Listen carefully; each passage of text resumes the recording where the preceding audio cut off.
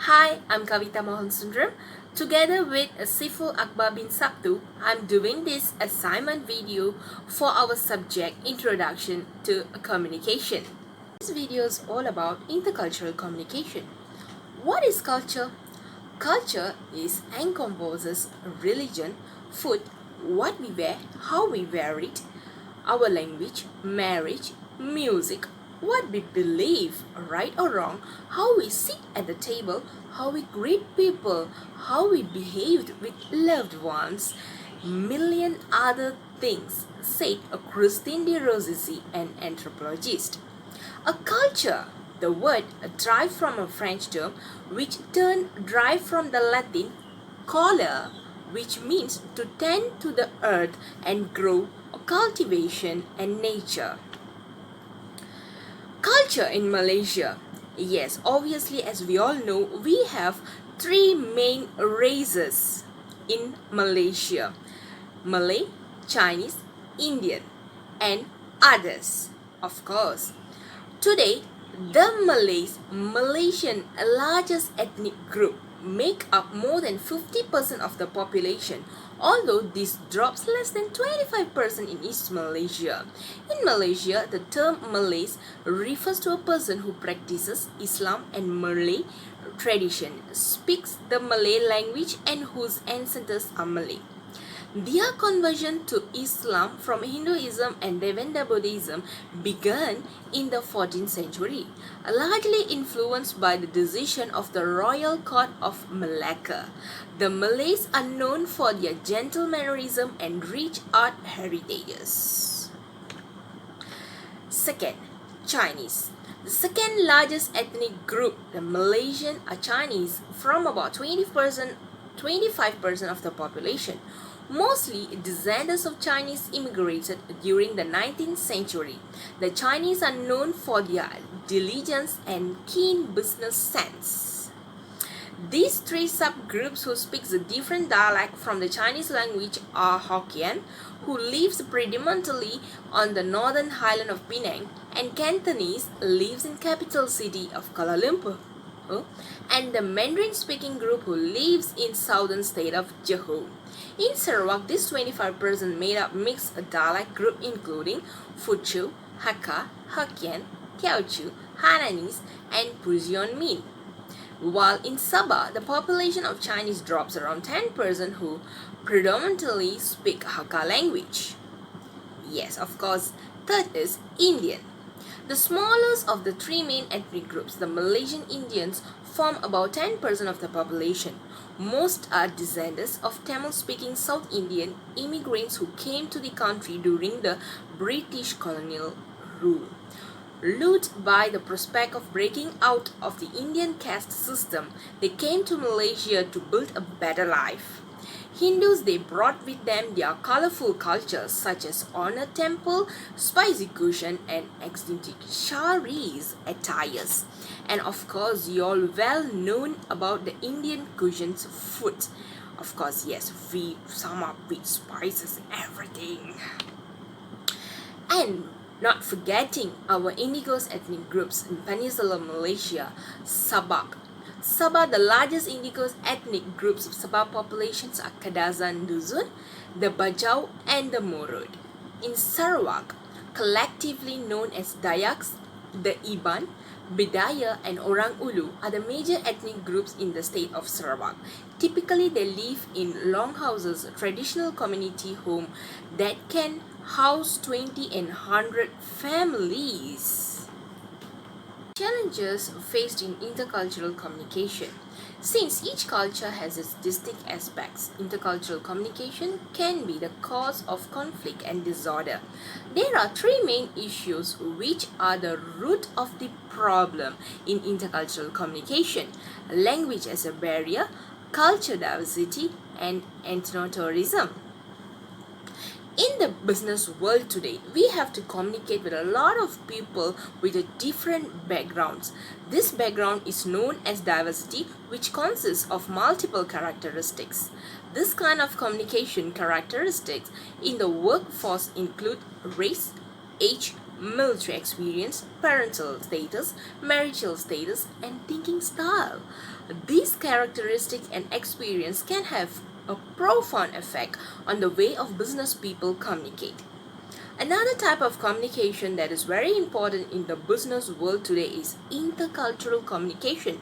This type of communication deals with the process of sending and receiving messages between people whose cultural background could lead them to interpret and know world signs differently. As we are working in a multiracial and multinational company, we have to face employees with diverse backgrounds, have different interpretations of languages, signs, and other forms of communication. Here are the four categories that can impede your team's success: direct versus indirect communication, trouble with the accent fluency, direct attitude towards hierarchy and authority, conflicting norms and decision making.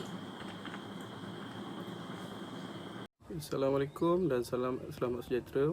I'm Saiful Akbar bin Sabtu. I would like to presentations about the assignments ABC C1103 Introduction to Communication.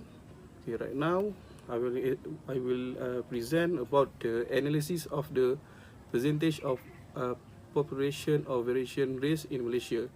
Malaysia is a multiracial country that live in peace and harmony.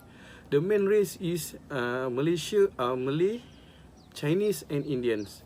Citizen by ethnics 2018. Okay, Malay 60% and Chinese 23%, Indian 7% and 1% others. Based on our experience about the negative encountered with individual grouping from the different culture. Okay, I work in a private company and as a project engineer. I'm handling several projects and have over 100 employees, which is citizens and multiracial. Okay, I have as the Indian subcontractor staff have been quality of doing work. Prior to our work, we had a morning meeting to explain the current and prior procedure on work. Okay, I asked all staff if any misunderstandings should be referred directly to me. Okay, when I monitor works on the sites, I find fault with the subcontractor. When I ask the contractor whether he understand what I was describing. However, he could not answer, and then his co-worker told me he was not understand and was not fluent in Malay and English. This causes his difficulty in performing the next task. As a result of the offence, the subcontractor has been taken to compensate for the offence. After that, I have a deal with training and giving guide in communication and also basic of the work procedure. Okay, I would like to present about the strategy to improve intercultural communication skill among people of multicultural background in Malaysia. Okay, the firstly is practice listening and observing. Okay, the means is actively pay attention when communication with people of other culture, listening which teach you new ways to conduct interaction. Okay, the second, if you don't understand and ask, will it be a little uncomfortable? If you don't understand something, speak up. It demonstrates your willingness to learn more about a new culture.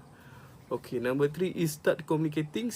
It may be challenge to communicate with people of others culture, but it can also be enjoyable. It is a lifelong process requiring self-awareness, understanding and empathy. Intercultural communication can improve both your professional and personal interaction. Okay, number 4, ask open-ended question. Don't ask yes or no question. Open-end question require the persons you are communicating to explain or outlet a point which make it easily understand their response. Okay, number 5 is don't be afraid to apologize. For example, you can easily see quickly if you have a cause offense. The fastest way to manage that is to apologize and ask what it was that you did. A confession of total ignorance which often go a long way to mitigate offense.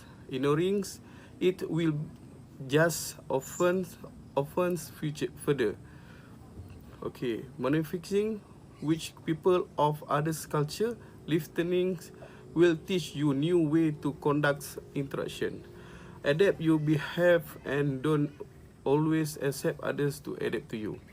Okay, this is include not being often if someone unwittingly does sometimes that you find difficulty to accept. You don't have to accept it, but it's best to explain politely why you find it hard, not just go off in a sulk. Right now, I want to explain about the extent in intercultural communication important among Malaysia and non-Malaysia working and living together in Malaysia. Okay, firstly, in terms of employment, communication between employee and employer, if there is a misunderstanding or lack of the language, it will make it hard work to work slowly.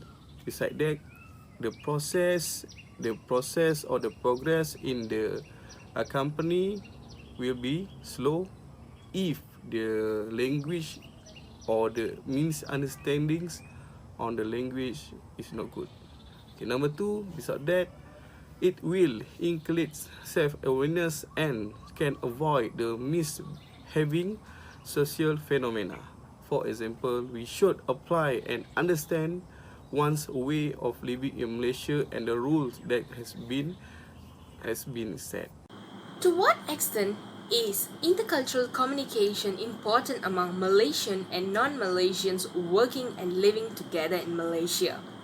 In terms of employment, communication between employer and employee, if there is a misunderstanding or lack of understanding of the language, it will make it hard work to work slowly, besides to produce less productivity. Intercultural communication offers the ability to deal across cultures, which is increasingly important as the world gets smaller.